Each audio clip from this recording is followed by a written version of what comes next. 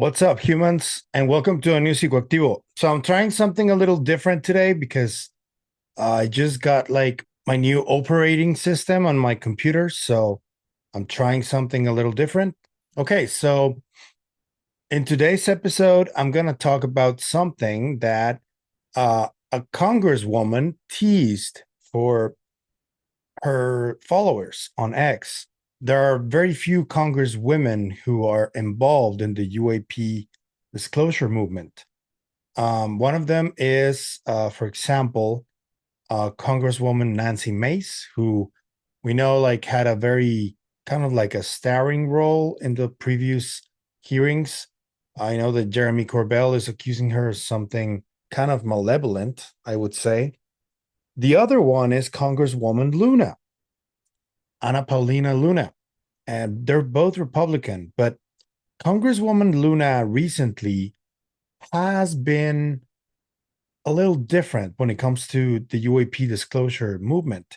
She's still supportive, but she has given me some indications that she may have seen already something, or she may have been told some things, because her attitude and her demeanor did change quite significantly, especially over the last like 6 months or so. In a video that I did for my members, I talk about a congressperson who, by connecting the dots, I kind of made like a guess that they were already shown some type of a craft from one of the major aerospace companies. And I'm very specific about which craft that is. I would encourage you to go watch it, but it's only for members because some of the information that I have there, I'm not comfortable sharing it with the rest of the people, like so publicly, because I don't really know for sure. Those are just like correlations that I'm putting together. And I think that Congresswoman Luna is part of those Congress people who were already shown some stuff. I'm not sure 100% what she was shown, but I do know that she's already spoken about being Men in Black, for example. Here's the video. Tell me about you've heard about the UAPs, UFOs, all that stuff. Yeah. Okay, tell us about that. So I got Men in Blacked. I know a lot of people are going to be like, that's crazy. But ultimately, what happened is being a member of Oversight, we follow up with whistleblowers and we also can conduct our own investigation. So myself, Representative Burchett from Tennessee, and Representative Gates were on a small codel to the Panhandle because a whistleblower came forward from Eglin Air Force Base pilots to Representative Gates' office saying that the Air Force was essentially covering up UAP activity and we needed to look into it. So we coordinated the meeting. Pentagon tried to initially cancel the first one. We got it back on the books. We show up there and we get in, and the base commander tried to basically tell us that we didn't have authorized clearance to look into and speak to some of the witnesses, of which you don't tell Congress that we don't have the authorized clearance, especially members of House Armed Services, Oversight, and Judiciary. So I kind of had it out with the base commander, which is kind of funny because this guy really thought that he had it going on, and he actually, in the middle of our meeting, he took off on leave, which never happens with a delegation going to military base. But then also too, we had pretty sure people from the agency that were there as well. And so you really don't find that. I've worked at Hurlburt Field. I worked in the military for a number of years. And so why would a intelligence agency need to be there on a meeting for whistleblowers? So that happened. I can tell you, based on my investigations, not in a classified setting, that I absolutely believe that there is things that are advanced technologies not of human origin. And then we conducted the interview with David Grush. As you saw, it was one of the most widely attended congressional hearings in U.S. history. The information that was brought forward was particularly alarming because you're hearing about people that have potentially been murdered and covering up this information, and it was very interesting. So I advise everyone to watch it. Yeah, was it so based off what? And have you received classified information or just what they said? No, yeah, we've, but I can't talk about Yeah, of that. course Yeah. you can't talk about it. So what did you, before you came to Congress, did you think aliens were real? So I wouldn't call them aliens. I really like what Grush calls them. He says that they're interdimensional beings, and he's very So specific what about does that. that mean? I think it means that they're not necessarily a biological entity from another planet per se. Interesting. What I will say is, I share a Christian perspective on many things. And what's been interesting about this is the amount of stigma that existed previously to this cycle. But we have such a bipartisan push for transparency on this topic that they can't necessarily hide it. It has been interesting to see the levels of things that come up. Oh, there's no authorized clearance. You don't have the read-in authority for this, that, and the other. Well, if Congress is writing the bills to fund these programs, yet we don't have authorized access and oversight into it, then that's not necessarily something that happens in a free country, right? So we continue to push. But, I mean, it's been very interesting to see some of the stuff that's come up. Was it before you learned it? Did you think it was going to be completely different than what you learned? Was it pretty No, on par? I had some suspicions leading up into it. When I was stationed at Portland Air Guard Unit a number of years ago, I remember there was a incident that occurred, and the pilots kind of came back, and I asked one of them what he thought it was, and he couldn't really talk about it. He didn't want to, because the stigma that the military has is that you're crazy, right? But we're seeing that with especially technology that we have, even your iPhone, for example, you can record things and it's not necessarily going to be classified. So I kind of knew about it. I knew that was a thing within the military and that people were kind of worried about talking about it. But I think now, especially with transparency, we hope that more people come forward. The people that have come forward are credible. We've done the background checks on them. They're not, tin hat wearing kooks. Right. But, historically, there's a lot there that's to uncover. And I suggest that everyone look into it on their own. She also, during the last hearing with Lou Elizondo, initially I thought that she was like very tame with the questions that she did, because she seemed really calm and really like almost lethargic, you could say, when she was asking her questions. Here's the exchange Congresswoman Luna had with these witnesses. Mr. Elizondo, in regards to these aircraft being piloted by whatever they might be, non-human biologics, would you agree that it's likely that they are being piloted by some mind-body connection? Ma'am, I think it is safe to presume here that they are being intelligently controlled, because some cases seem to anticipate our maneuvers, and in other cases they seem to, I came across an email where the word "stalked" was used in a very secure email between Navy officers discussing their ships being pursued by a UAP. In our previous panel, we had Grush, and he had testified to say that some of these were interdimensional beings. Can you speak on that at all? Ma'am, I'm not qualified, certainly as a scientist or otherwise, to speculate points of origin. I looked at everything from a scientific perspective. So if you look at, for example, instantaneous acceleration, which was one of the observables of the program that I belong to, ATIP, the human body can withstand about 9 G-forces for a short period of time before you suffer negative biological consequences, blackouts and ultimately redouts and even death. Comparison, our best technology, the F-16, which is this older platform, but one of our most highly maneuverable aircraft, manned aircraft, made by General Dynamics, can perform about 17 or 18 G-forces before you start having structural failure, meaning that the airframe begins to disintegrate while you're flying. The vehicles we're talking about are performing in excess of 1,000, 2,000, 3,000 Gs. So I guess, would it be safe to infer that they're living craft? I'm not prepared at this point to state for the record is something alive or not, because even that definition is hard. There was a time in science we thought that life required oxygen, and we now know that's not true. There are anaerobic bacteria that thrive in oxygen environments that lack oxygen. And so also same with photosynthesis. When I was in college, I was told everything is derived from photosynthesis as a form of energy. In reality, that's not true. There are things that live off of chemosynthesis. So we're constantly having to reevaluate our understanding of what the definition of life is. So yeah, now that I look back at it again, Congresswoman Luna actually made some of the most profound questions out of all the people that did ask questions at the hearing, out of all of the Congress people.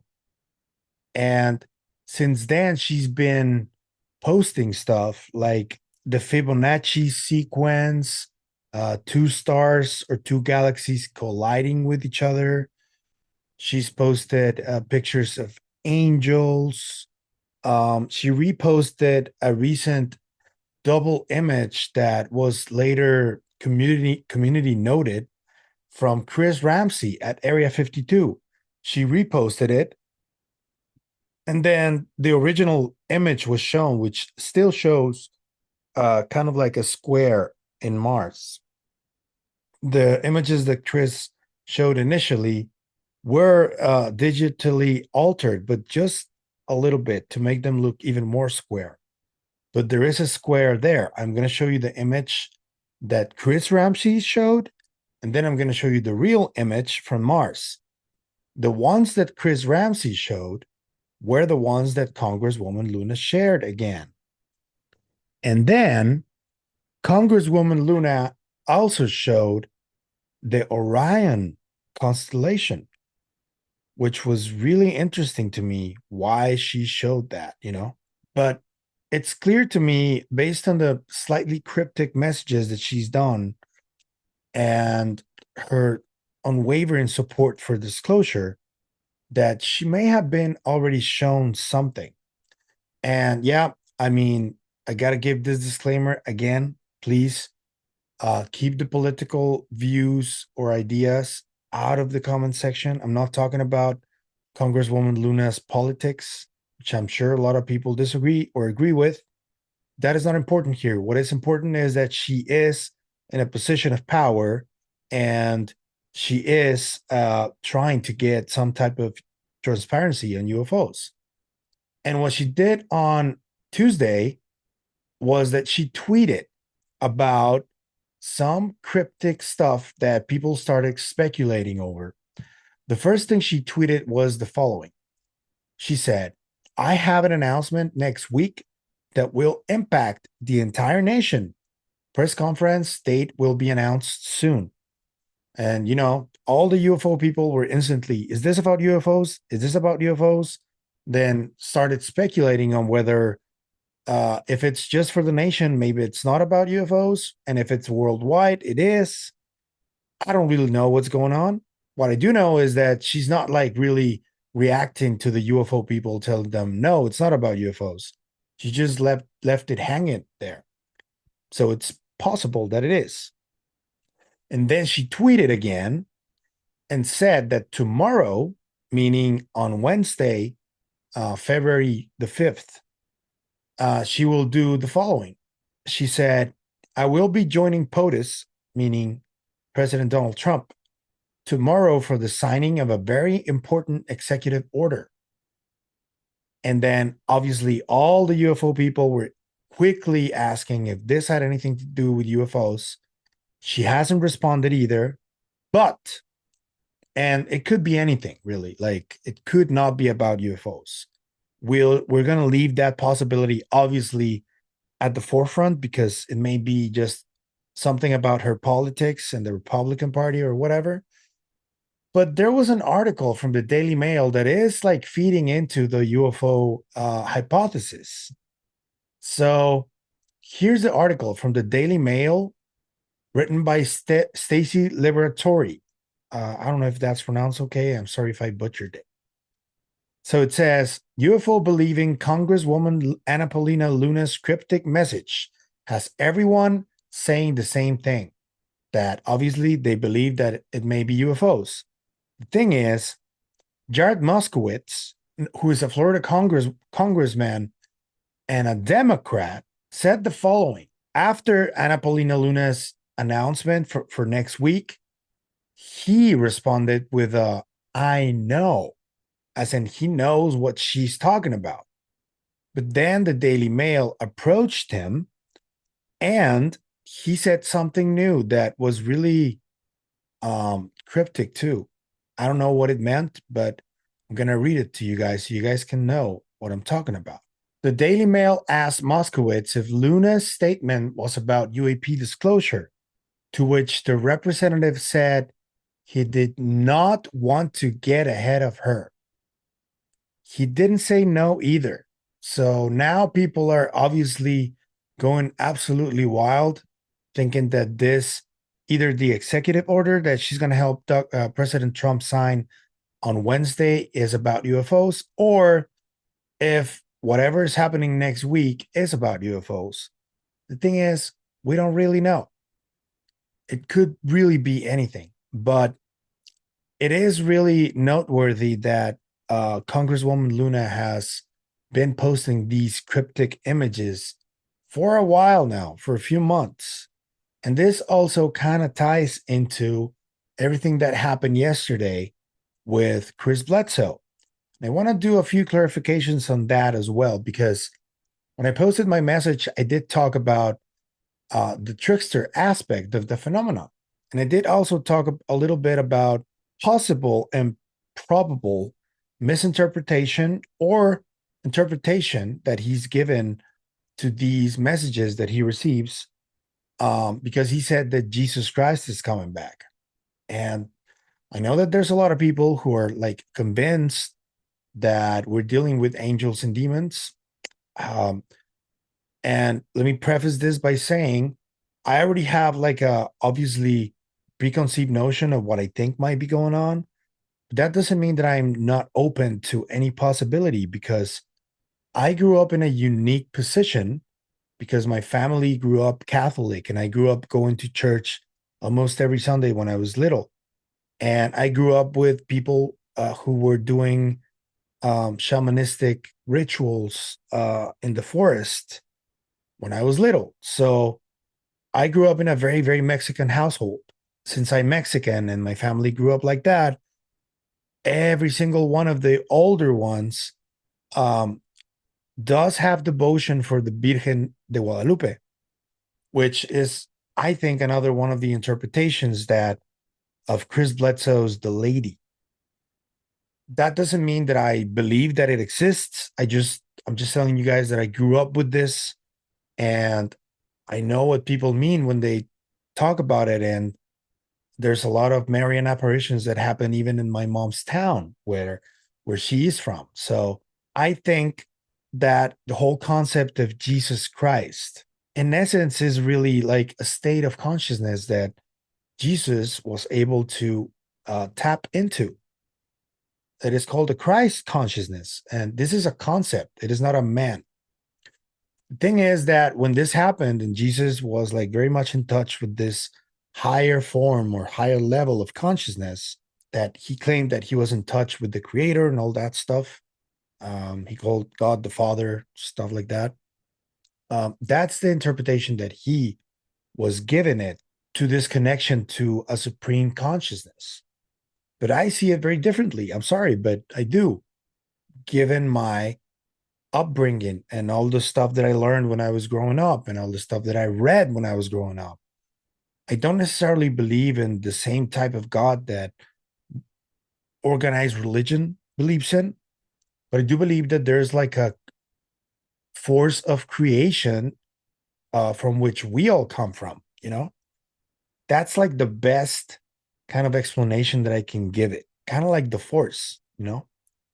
That's the way I see it. And I think that that level of consciousness is called the Christ consciousness, but it has nothing to do with a deity or this organized religion constructs that, or archetypes that were created after Jesus passed away and allegedly was resurrected.